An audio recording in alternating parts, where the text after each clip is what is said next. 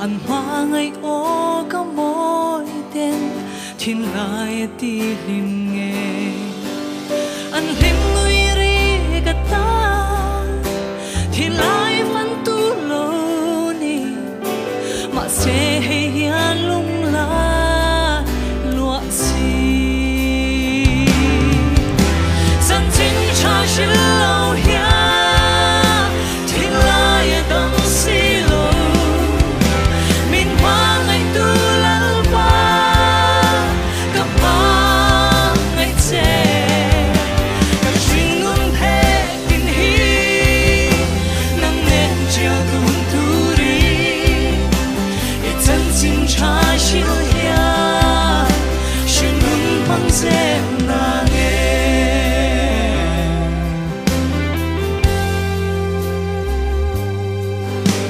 chân chính cha sẽ lâu ya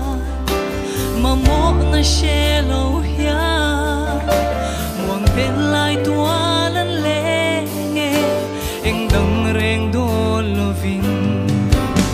Christa chân chính shila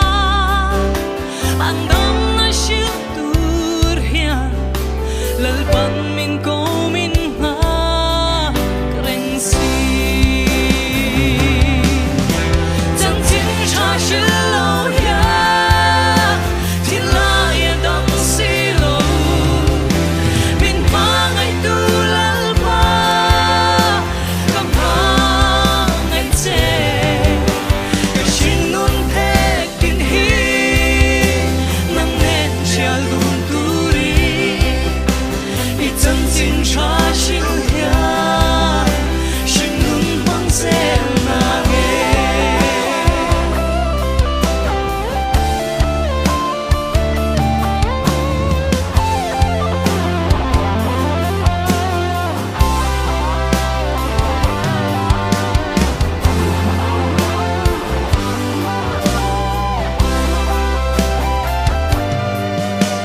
Ulau kat so ma che chân chính cha shil tu ri chẳng em ngaya trong cha in kal chua kin thil pe in thim hoa ya chu sang ta tham hoa ngang nei lo ten chan dam tu Christa an shia ta chân chính cha shil lâu ya thiên lai đắng xì lô min hoa ngày tu lal ba gặp ba ngày trẻ cái chuyện luôn thế tin hi nắng nên chia luôn tu đi i chân chính cha shil ya chuyện luôn mang dễ na nghe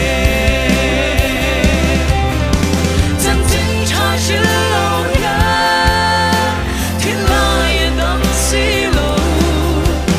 min hoa ngày tu lal ba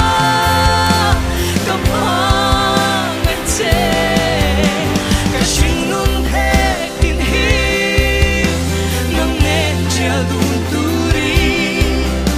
i chân chính cha shil ya chuyện luôn mang dễ na nghe cái chuyện luôn thế tin hi nắng nên chia luôn tu đi i chân chính cha shil ya chuyện luôn mang dễ